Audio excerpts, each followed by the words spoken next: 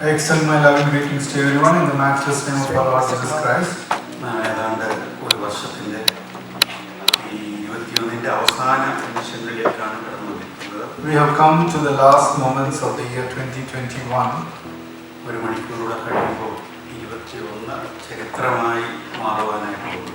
After one more hour is gone, 2021 is going to be history. കഴിഞ്ഞ ഒരു വർഷത്തേക്ക് നാം തിരിഞ്ഞു നോക്കുമ്പോൾ പലവിധമായ പ്രശ്നങ്ങളും പ്രതിസന്ധികളും വൈതരണികളും നിറഞ്ഞ ഒരു കാലയളവിലൂടെയാണ് ഞാൻ കടന്നത്. When we look back into the last 1 year, we can see that we went through a year filled with trials, tribulations and difficulties. ഒരു പുതിയ വർഷം നമ്മുടെ മുമ്പിലുള്ളപ്പോഴും വളരെ ആശാവഹമായ ഒരു പശ്ചാത്തലമല്ല ഇന്ന് നമുക്ക് കാണുവാനായിട്ട് കഴിയും. Even though we are entering into a new year, we see that it's not one that is entirely filled with hope. കഴിഞ്ഞ 2 വർഷങ്ങളായി കോവിഡിൻ്റെതായ ബുദ്ധിമുട്ടുകൾ നാം അനുഭവിച്ചുകൊണ്ടിരിക്കുന്നു. For the last 2 years, we are encountering the difficulties with COVID-19. മാത്രമല്ല ധാർമ്മികമായും അതുപോലെ തന്നെ മറ്റ് നിലകളിലും വളരെ അധപ്പതിച്ച ഒരു കാലയളവിലൂടെയാണ് ഞാൻ നിങ്ങൾ കടന്നു പോകുന്നത്. We are passing through a time when there is moral decline and such problems encountering us. അപ്പോസ്തലനായ പൗലോസ് പറയുന്നത് പോലെ വക്രതയും കോട്ടവുമുള്ള ഒരു തലമുറയുടെ നടുവിലാണ് ഞാൻ നിങ്ങളും ജീവിക്കുന്നത്. Like Apostle Paul says, we are living in the midst of a wicked generation. വളരെ ഒരു ദുഷ്കാലത്തിലാണ് ഞാൻ നിങ്ങളും കടന്നുപോയിക്കൊണ്ടിരിക്കുന്നത്. There is no doubt that we are going through very perilous times. അതിനാൽ ഒരു പുതിയ വർഷം തീർച്ചയായിട്ടും ഞാൻ നിങ്ങളും വളരെ സൂക്ഷ്മതയോടെ കൂടെ തന്നെ ദൈവത്തിൽ ആശ്രയിച്ച് നാം മുന്നോട്ട് പോയേ മതിയാകുകയുള്ളൂ. With this being the case, we need to enter this new year with carefully and trusting on the Lord. ഈ പ്രശ്നങ്ങൾ പ്രതിസന്ധികൾ ഇങ്ങനെ അടിക്കടി കഴിഞ്ഞ വർഷങ്ങളിൽ ഉപരിയായി ഉണ്ടായിക്കൊണ്ടിരിക്കുമ്പോൾ എൻ്റെ മനസ്സിലൂടെ കടന്നുപോയ ഒരു വാക്യം യിരെമ്യാ പ്രവാചകന്റെ പുസ്തകം 12:5 ആണ്. Looking back in the last few years when we went through these problems, one verse that came to my mind is Jeremiah chapter 12 verse 5. നമുക്ക് ആ വാക്യത്തിലേക്ക് വരാം. യിരെമ്യാ പ്രവാചകന്റെ പുസ്തകം 12-ാം അധ്യായം 5-ാം വാക്യം. Jeremiah chapter 12 verse 5. അവിടെ നാം ഇങ്ങനെയാണ് വായിക്കുന്നത്: കാലാളുകളോടുകൂടെ ഓടിയിട്ട് നീ ക്ഷീണിച്ചു പോയാൽ കുതിരകളോട് എങ്ങനെ മത്സരിച്ചോടും? സമാധാനമുള്ള ദേശത്ത് നീ നിർഭയനായിരിക്കുന്നു, എന്നാൽ യോർദാന്റെ വൻകാട്ടിൽ നീ എന്തു ചെയ്യും? Jeremiah 12:5. If you have raced with men on foot and they have worn you out, how can you compete with horses? If you stumble in safe country, how will you manage in the thickets by the Jordan? കാരണം അത്രത്തോളം പ്രതിസന്ധികളിലൂടെയാണ് ഞാൻ നിങ്ങളും കഴിഞ്ഞ 1-2 വർഷം കടന്നുപോയത്. That is because we have been passing through very challenging times in the last 1 or 2 years. ഇവിടെ യിരെമ്യാ പ്രവാചകനോട് ദൈവം പറയുന്ന ഒരു ഭാഗമാണ് ഇവിടെ വായിച്ചത്. What we read here is a passage where God is speaking to the prophet Jeremiah. ഈ 12-ാം അധ്യായത്തിന്റെ 1-ാം വാക്യത്തിലേക്ക് വരുമ്പോൾ യിരെമ്യാവ് ദൈവത്തോട് പറയുന്ന ചില കാര്യങ്ങൾ നമുക്കിവിടെ കാണുവാനായിട്ട് കഴിയും. In Jeremiah chapter 12 verse 1, we can see what Jeremiah is saying to the Lord. ഇവിടെ യിരെമ്യാവ് ദൈവത്തോട് പറയുകയാണ്: ദൈവമേ, നിന്നോട് വാദിച്ചാൽ നീ നീതിമാനായിരിക്കും, എങ്കിലും ന്യായങ്ങളെക്കുറിച്ച് ഞാൻ നിന്നോട് ചോദിപ്പാൻ തുനിയുന്നു. ദുഷ്ടന്മാരുടെ വഴി ശുഭമായിരിക്കാൻ സംഗതി എന്ത്? ദ്രോഹം പ്രവർത്തിക്കുന്നവരെ ഒക്കെയും നിർഭയന്മാരായിരിക്കുന്നതും എന്ത്? He ends the first verse by asking these questions: why does the way of the wicked prosper? Why do all the faithless live at ease? ഇവിടെ യിരെമ്യാവ് ദൈവത്തോട് ചോദിക്കുകയാണ്: അല്ലയോ ദൈവമേ, നീ നീതിമാനാണ്, ഒക്കെ ശരി, എന്നാൽ ദുഷ്ടന്മാർ അവർ വളരെ സന്തോഷത്തോടെ ഉല്ലാസത്തോടെ ജീവിക്കുന്നു, എന്നാൽ വൈ മീ, എൻ്റെ ജീവിതത്തിൽ ഈ പ്രശ്നങ്ങളും പ്രതിസന്ധികളും അപകടങ്ങളും രോഗങ്ങളും ഒക്കെ കടന്നു വരുന്നത് എന്ത് എന്ന് യിരെമ്യാവ് ദൈവത്തോട് ചോദിക്കുകയാണ്. Jeremiah is saying to the Lord, "O Lord, you are always righteous, but why do the wicked prosper? And especially in my life, why does all this why do all this sickness and problems encounter me?"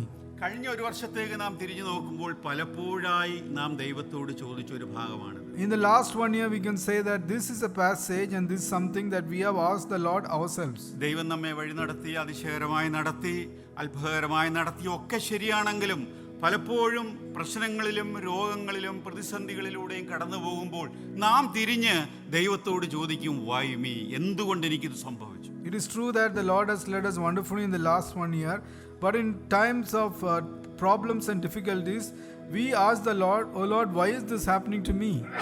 എന്നാൽ ദൈവത്തോട് ചോദിച്ച ഈ ചോദ്യത്തിന് ദൈവം യിരെമ്യാവിനോട് പറയുന്ന മറുപടിയാണ് നാം ഇവിടെ വായിച്ചത്. The verse that we read is God's answer to the question which Jeremiah asked him. യിരെമ്യാവിനോട് ദൈവം പറഞ്ഞ എന്താണെന്ന് അറിയാമോ? അല്ലയോ യിരെമ്യാവേ, നീ അത് വിട്. ദുഷ്ടന്മാരുടെ കാര്യം അത് എൻ്റെ കാര്യമാണ്. അവരുടെ കാര്യത്തിൽ നീ ചിന്തിക്കേണ്ട വിഷയമില്ല. എനിക്കുള്ള ചിന്ത നിന്നെക്കുറിച്ചാണ്. And God is telling Jeremiah, you leave the problems of the wicked men to me, but I am concerned more about what you are going through. കഴിഞ്ഞ വർഷം നീ പ്രശ്നങ്ങളിലൂടെ കടന്നുപോയി, രോഗങ്ങളിലൂടെ കടന്നുപോയി, സാമ്പത്തിക ക്ലേശങ്ങളിലൂടെ ഒക്കെ കടന്നുപോയി, അപകടങ്ങളിലൂടെ കടന്നുപോയി, പ്രതിസന്ധികളിലൂടെ കടന്നുപോയി.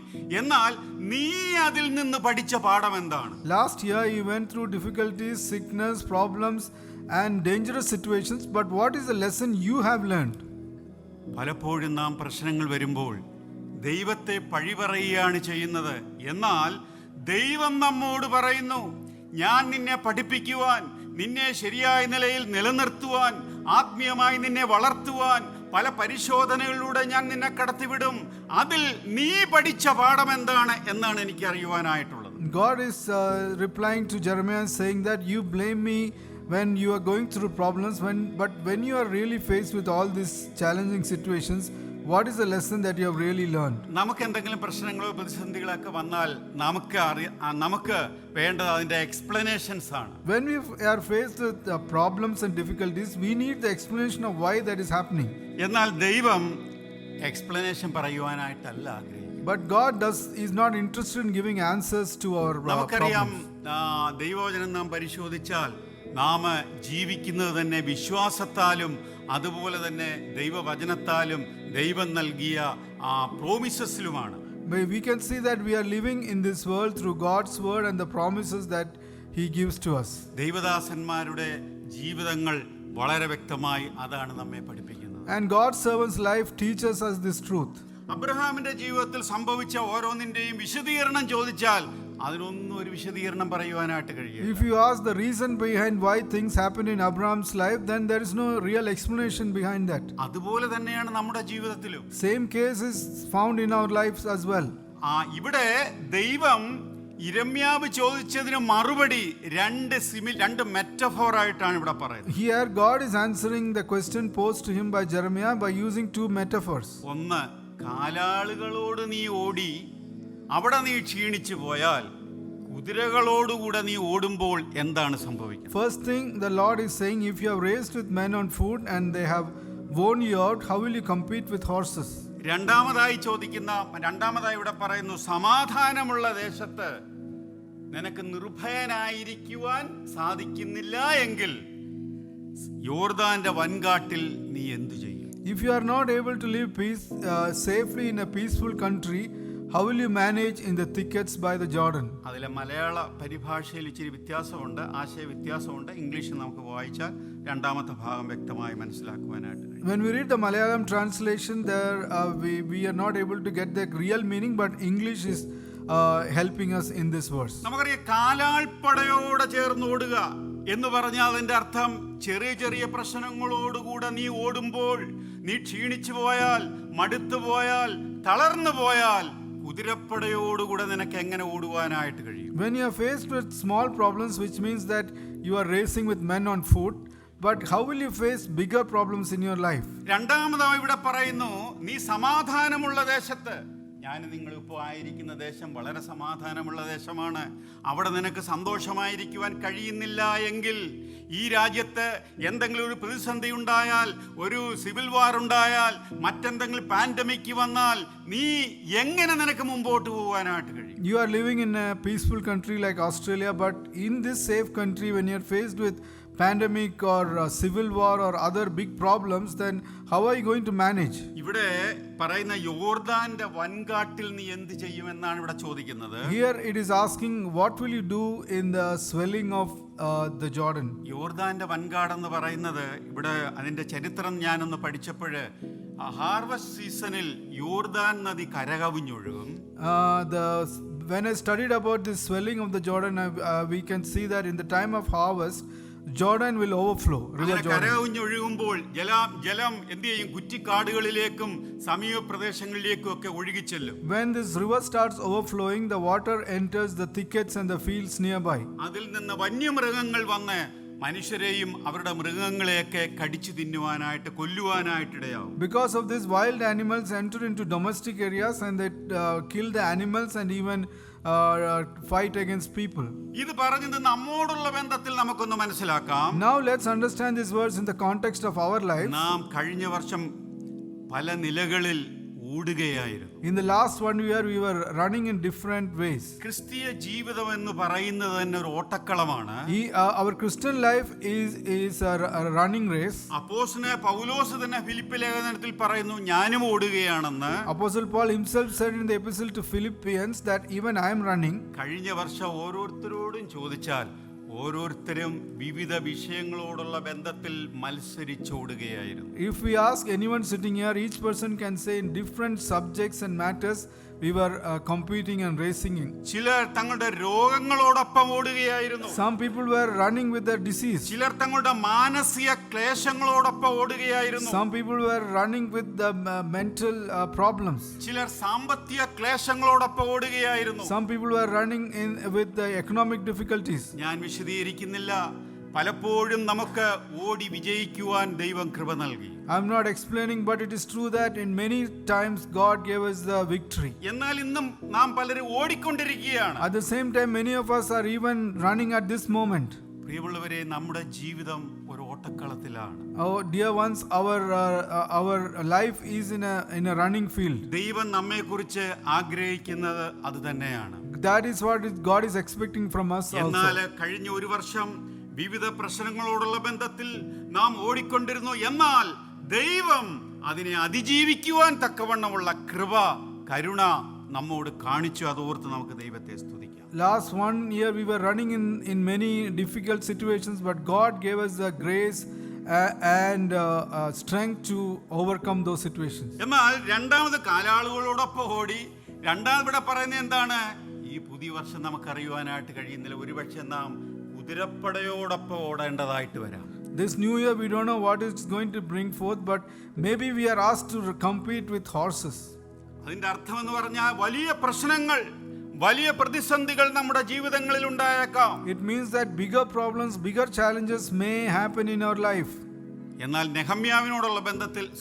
യിരെമ്യാവിനോടുള്ള ബന്ധത്തിൽ തന്റെ ജീവിതത്തിൽ ഇത് വളരെ ശരിയായിരുന്നു. But as far as Jeremiah is concerned, it was very true in his life. യിരെമ്യാ പ്രവാചകന്റെ പുസ്തകം 20-ാം അധ്യായത്തിൽ നാം ഇങ്ങനെയാണ് വായിക്കുന്നത്. 20-ന്റെ 1 മുതൽ 3 വരെയുള്ള ഭാഗങ്ങളിൽ നാം ഇങ്ങനെ വായിക്കുന്നു. 20:1 മുതൽ 3 വരെയുള്ള ഭാഗങ്ങളിൽ. In Jeremiah chapter 20 verse 1 to 3 we read like this.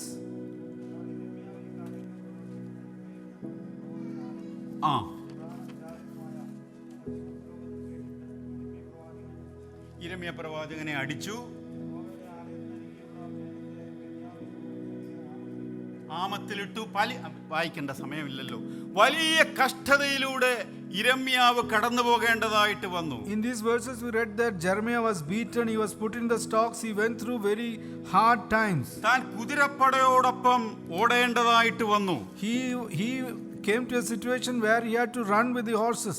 എന്നാൽ ദൈവം തുടർന്നുള്ള ഭാഗങ്ങൾ നാം വായിക്കുമ്പോൾ ഇവിടെ യിരെമ്യാവിൻ്റെ മിനിസ്ട്രി വളരെ മനോഹരമായി മുമ്പോട്ട് കൊണ്ടുപോകുവാൻ ഈ പ്രതിസന്ധികളൊക്കെ യിരെമ്യാവിനെ സഹായിച്ചു എന്നുള്ളതാണ് നമുക്ക് മനസ്സിലാക്കുവാനായിട്ട്. But going forward, when we read the book, we can see in the difficulties, these situations actually helped Jeremiah to run the race well. ദൈവം നമ്മെക്കുറിച്ച് ആഗ്രഹിക്കുന്നതാണ്. That is what God is expecting from us. നമുക്കറിയാം, നമ്മുടെ ക്രിസ്തീയ ജീവിതം ആരംഭിച്ചപ്പോൾ നാം ആരോടൊപ്പം ഓടുകയായിരുന്നു? കാലാളുകളോട് ഓടുകയായിരുന്നു. We know that when we started our Christian life, we were running with men on foot. എന്നാൽ ഇപ്പോൾ നാം ആത്മീയമായി കുറച്ചുകൂടെ ശക്തി പ്രാപിച്ചില്ലേ? But have we not been strengthened spiritually more nowadays?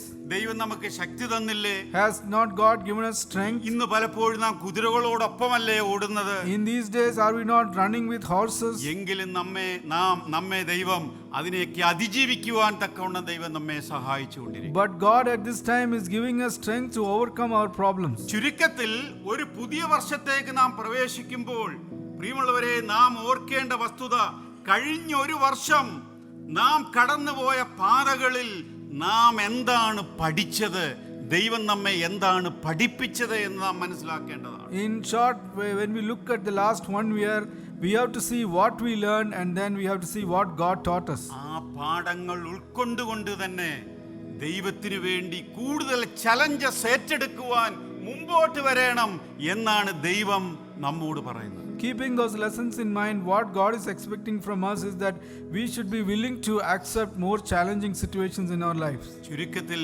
ദൈവം നമ്മെക്കുറിച്ച് ആഗ്രഹിക്കുന്നത് നാം ആത്മീയമായി കുറച്ചുകൂടെ ആ സ്പിരിച്വൽ മസിൽസ് നമ്മുടെ ജീവിതങ്ങളിൽ ഉണ്ടാകണമെന്നുള്ളതാണ്.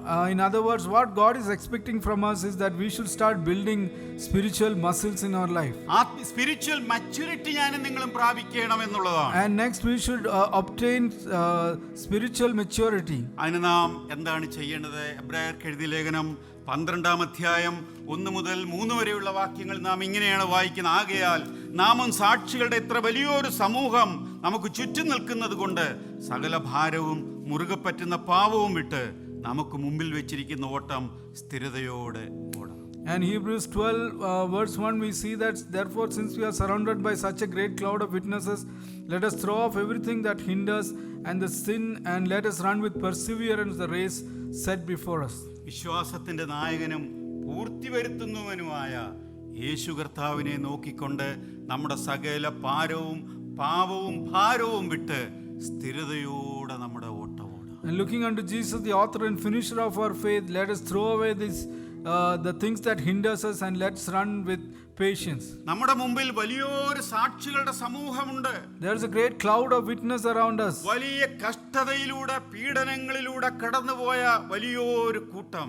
These people are a group who went through difficulties and challenges in their lives. പ്രിയമുള്ളവരെ, അതുകൊണ്ട് നാം ഭയപ്പെടേണ്ടതായിട്ടില്ല. Dear believers, we don't have to be afraid. നമ്മെ ദൈവം ഓസ്ട്രേലിയയിലേക്ക് കൊണ്ടുവന്നു എങ്കിൽ, if God has brought us into Australia, നമ്മെക്കുറിച്ച് ദൈവം എന്താഗ്രഹിക്കുന്നുവോ അത് നമുക്ക് ചെയ്യാം. അതിന് ദൈവം തീർച്ചയായും നമ്മെ ശക്തീകരിക്കും. കാരണം വിശ്വാസത്തിന്റെ നായകനും പൂർത്തി വരുത്തുന്നവനുമായ യേശുവിനെ നോക്കിയാണ് നാം നമ്മുടെ ഓട്ടം ഓടുന്നത്. And God will give us the strength to achieve the things that He wants us to do in our life because we are looking unto Jesus, the author and finisher of our faith. പലപ്പോഴും ഈ ഒളിമ്പിക്സിലൊക്കെ വിജയങ്ങൾ വരിച്ചവര് തങ്ങളുടെ ആ ഇന്റർവ്യൂസിലൊക്കെ പറയുന്ന ഒരു കാര്യമുണ്ട്. There is something that winners in Olympics share in the interviews they give to the media. അവർ പറയാറുണ്ട്, എൻ്റെ കോച്ച് എന്നെ വളരെയേറെ വിഷമിപ്പിച്ചു, ബുദ്ധിമുട്ടിച്ചു, എന്നെ ഉപദ്രവിച്ചു, ഞാൻ എൻ്റെ ജീവിതത്തിൽ തന്നെ വലിയ പ്രശ്നങ്ങൾ ഉണ്ടാക്കി എന്ന് പലപ്പോഴും പറയാറുണ്ട്. And they say that my coach was a person who was very taskmaster and he has made me go through difficulties and hardships, and they tell like this. ഇദ്ദേഹം ദുഷ്ടനായ ഒരു മനുഷ്യനാണ് ഈ കോച്ച് എന്ന് പോലും ചിന്തിച്ചിരുന്ന അവസരം ഉണ്ടായി എന്നവർ പറയാറുണ്ട്. And they say that there was a time that I thought that my coach was a very wicked person. എന്നാൽ ഒടുവിൽ അവർ ജേതാവായി നിൽക്കുമ്പോൾ അവർ പറയുന്ന ഒരു ഭാഗമുണ്ട്, I love my coach. But when they are standing in the podium as winners, there is something they say, I love my coach. പ്രിയമുള്ളവരെ, നമുക്കും ഇതുപോലെ പറയുവാൻ തക്കവണ്ണമാണ് കഴിഞ്ഞ നാളുകളിലൊക്കെ സഹായിച്ചുകൊണ്ടിരിക്കുന്നത്. And this is the same thing that we were able to say in the last in our past. കാലാളുകളോട് നാം ഓടി, ദൈവം നമ്മെ സഹായിച്ചു, അതിൽ വിജയം വരിക്കുവാൻ ദൈവം നമുക്ക് അവസരം നൽകി, ഇട നൽകി. ഇന്നും നാം പല പ്രതിസന്ധികളോടുകൂടെ സാക്ഷ്യം പറഞ്ഞ പലരിൽ നിന്നും കേട്ടത് അതാണ്. ഇന്നും രോഗങ്ങളോടൊപ്പം, അതുപോലെ മറ്റു പ്രതിസന്ധികളോടൊപ്പം, മാനസിക ക്ലേശങ്ങളോടൊപ്പം ഓടുന്ന പലരുമുണ്ട്. എന്നാൽ നാം ഭയപ്പെടേണ്ട ആവശ്യമില്ല.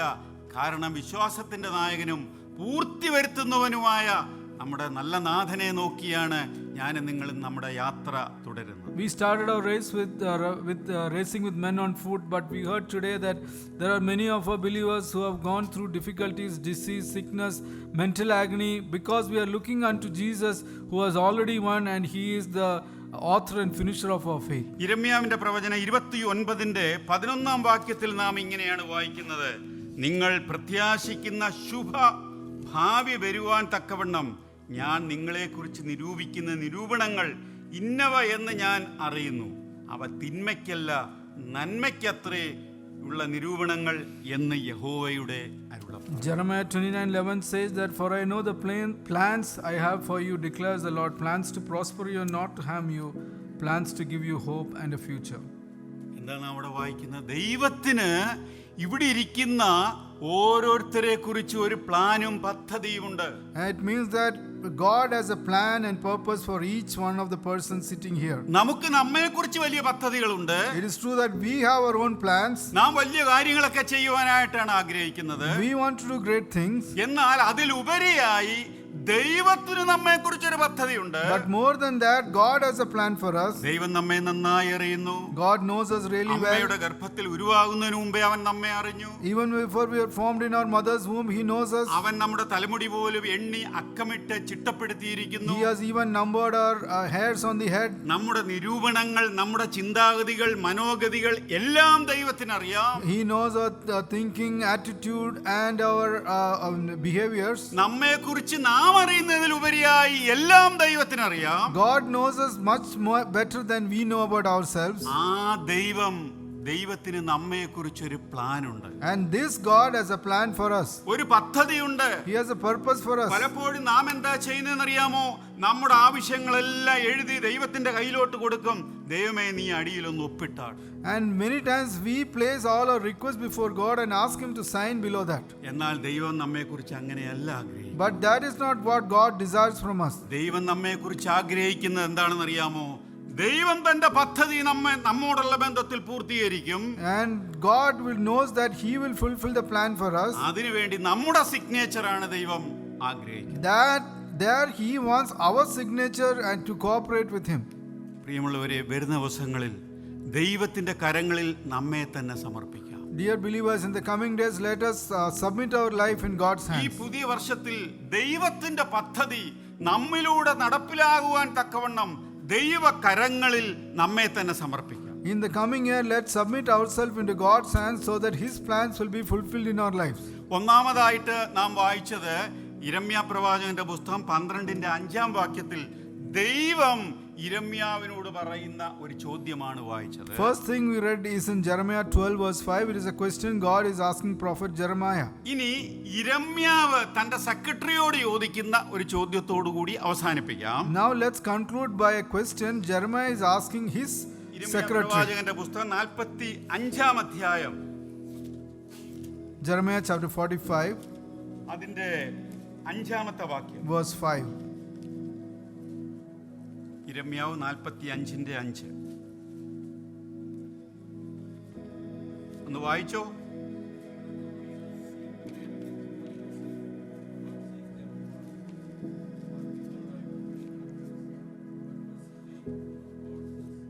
ആ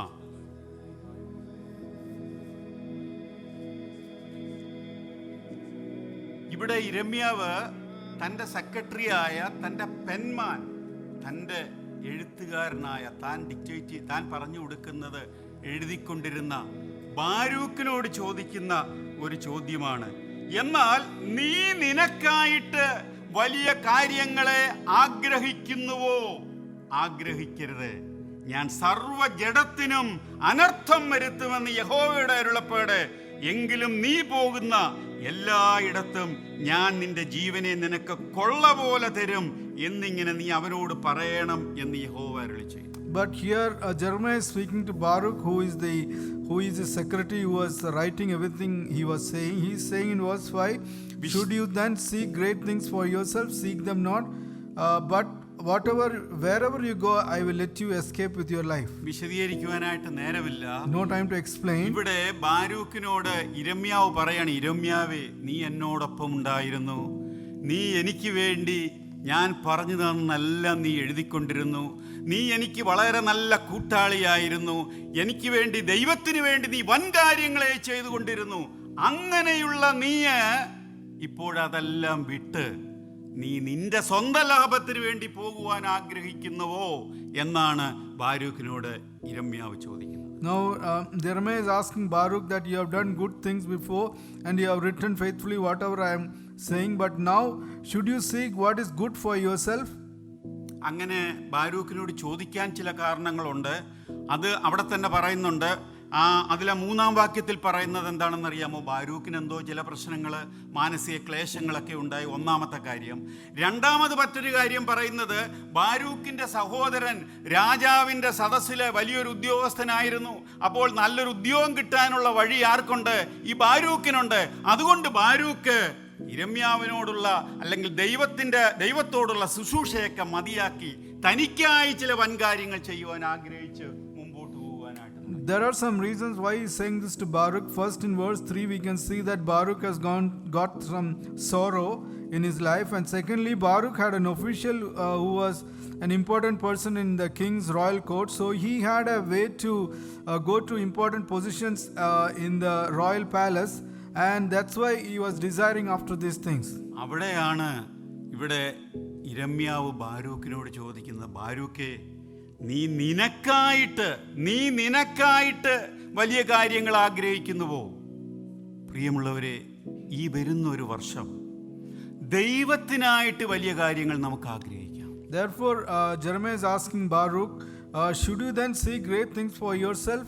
So we should also seek great things for God in the coming year. സ്വന്തം മഹത്വത്തിനോ ലാഭത്തിനോ ഒന്നുമല്ല, പ്രത്യുത ദൈവത്തിന്റെ മഹത്വത്തിനായിട്ട് നീ വലിയ കാര്യങ്ങളെ ആഗ്രഹിക്കുന്നു. Not for personal glory or achieving greatness, but let's do things that will bring glory to God's name.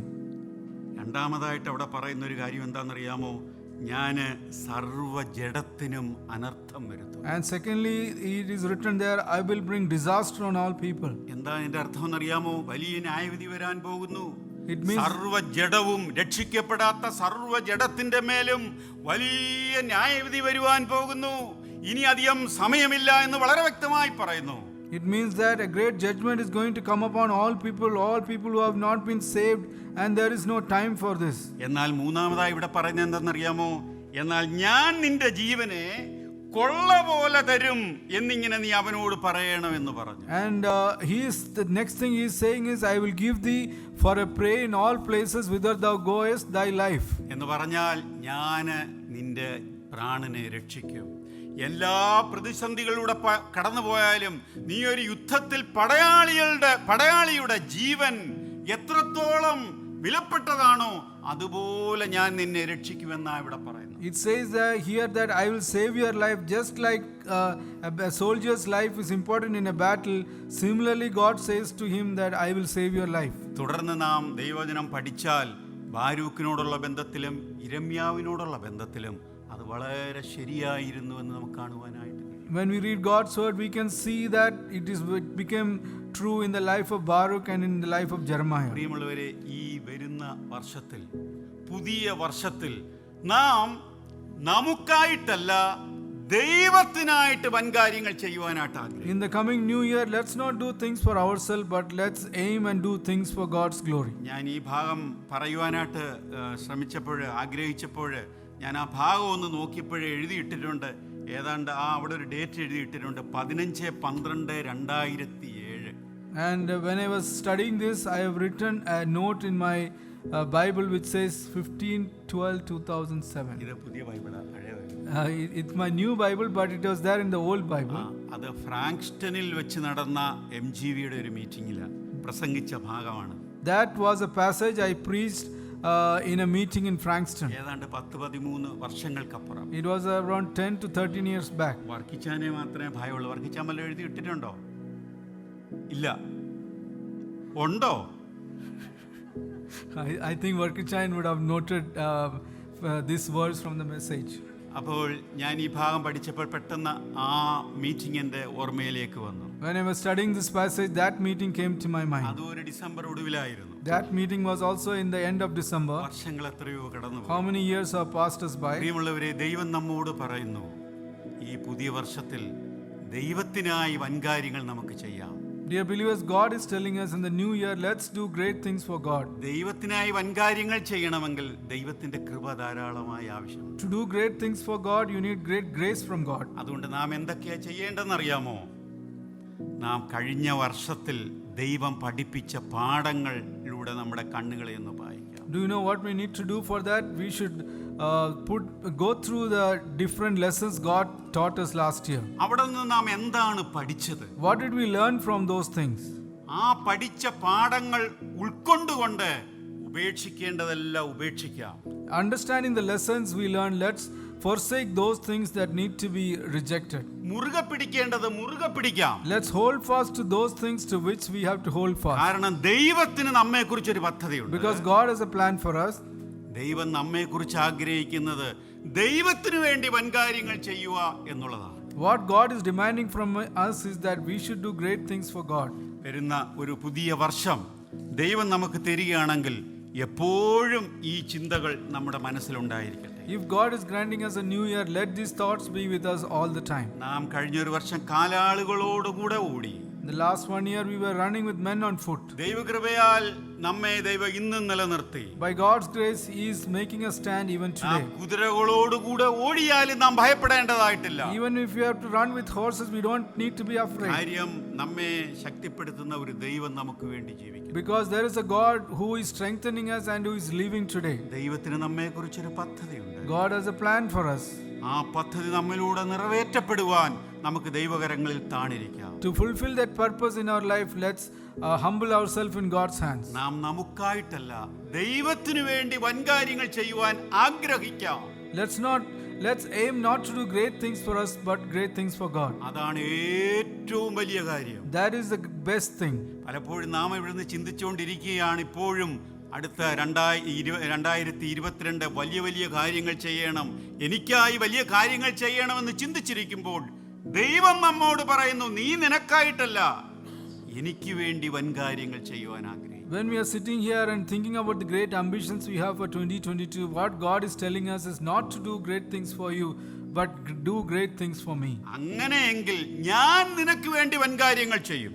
If that be the case, I will do great things for you. അത് തന്നെയാണ് ബാരൂക്കിന്റെയും യിരെമ്യാവിന്റെ ജീവിതത്തിൽ പിന്നീട് സംഭവിച്ചത് എന്ന് കാണുവാനായിട്ട്. We can see this happen later in the life of Baruch and Jeremiah. അതേ പ്രിയമുള്ളവരെ, വരുന്ന ഒരു വർഷത്തിൽ ദൈവത്തിന് വേണ്ടി വൻകാര്യങ്ങൾ ചെയ്യുവാൻ വലിയവനായ കർത്താവ് ഏഴകളായിരിക്കുന്ന നമ്മെ ശക്തീകരിക്കട്ടെ, ബലപ്പെടുത്തട്ടെ എന്ന് പ്രാർത്ഥിച്ചുകൊണ്ട് എല്ലാവർക്കും ആ പുതിയ വർഷത്തിൽ ദൈവം സകലവിധമായ അനുഗ്രഹങ്ങളും നൽകട്ടെ എന്ന് ആശീർവദിച്ചുകൊണ്ട് എൻ്റെ ആ വാക്കുകൾക്ക് ഞാൻ വിരാമം. Dear believers, praying that God will help us and that we will aim to do great things for God, and praying and blessing all of you that God will give you the strength to achieve this in your life. Amen. May His name be glorified. Notification ലഭിക്കുവാൻ നിങ്ങൾ ഈ channel ദയവായി subscribe ചെയ്യുക. തൊട്ടടുത്തുള്ള bell icon press ചെയ്യുക. മറക്കാതെ കാണുക. ദൈവം നിങ്ങളെ അനുഗ്രഹിക്കട്ടെ. ഗംഭീരനാദത്തോടും പ്രധാന